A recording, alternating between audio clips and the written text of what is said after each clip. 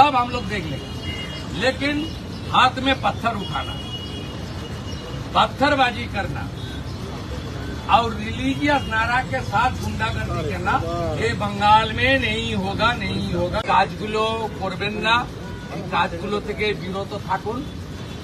যদি মনে করেন আগের সরকার আছে, আগের নিয়ম আছে, আগের মতো পুলিশকে ফোর্সকে হাত পা বেঁধে রেখে দেওয়া হবে, তাহলে কিন্তু ভুল করবেন। তো ক্লিয়ার মেসেজ, জিরো টলারেন্স এই ধরনের ভ্যান্ডালিজম, হুলিগানিজম, রাউডিজম এবং anti national, anti social activity we are not allowed.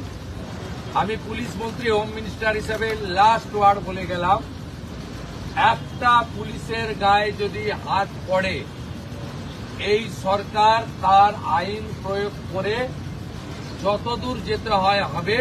শুধু অ্যারেস্ট নয়, কনভিকশন করানো পর্যন্ত ক্লোজ মনিটরিং করার দায়িত্ব আমাদের থাকে।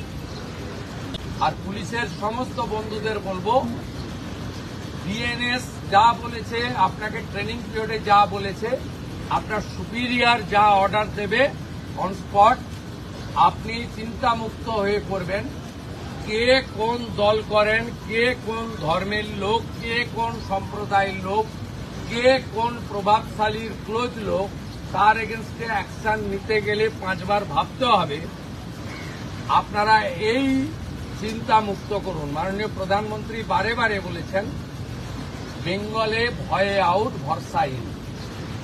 এন্টার পুলিশ ডিপার্টমেন্ট, বিশেষ করে আমাদের কলকাতা পুলিশের যে তাদের যে পারফরমেন্স, তাদের যে উচ্চতা, এই উচ্চতাকে ফিরিয়ে আনার জন্য, দক্ষতাকে কাজে লাগানোর জন্য গভর্নমেন্ট তার সাথে আছে। এটাই আমার বক্তব্য।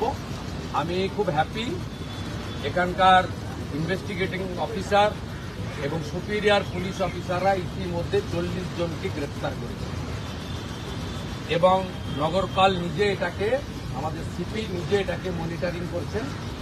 লফুল অ্যাকশন আন্ডার বিএনএস, যেটা করার দরকার সেটা আইনগতভাবে তারা করবে। সেটা as a chief minister, home minister আমি বলবো না। আইনে যা লেখা আছে সেই অনুযায়ী ব্যবস্থা হবে। একটা কথাই আমি বলে গেলাম, জিরো টলারেন্স। আর পার্ক সার্কাস সহ যেখানে যেখানে বিগত দিনে এই ধরনের ঘটনা ঘটিয়েছেন, আপনারাও কান খুলে শুনে রাখুন, এটা আপনাদের শেষ ঘটনা। এরপরে আর কোনো এই ধরনের অ্যাকশন আমরা করতে দেব না।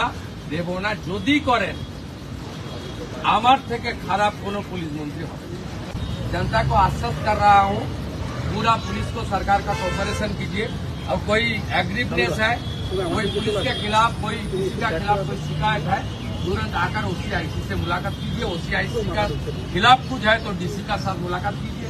डीसी का खिलाफ कुछ है तो लाल बाजार में जाकर कीजिए, नहीं तो मेल में भेज दीजिए। सीपी का खिलाफ कुछ है तो नवान्न में सीओ में भेज दीजिए।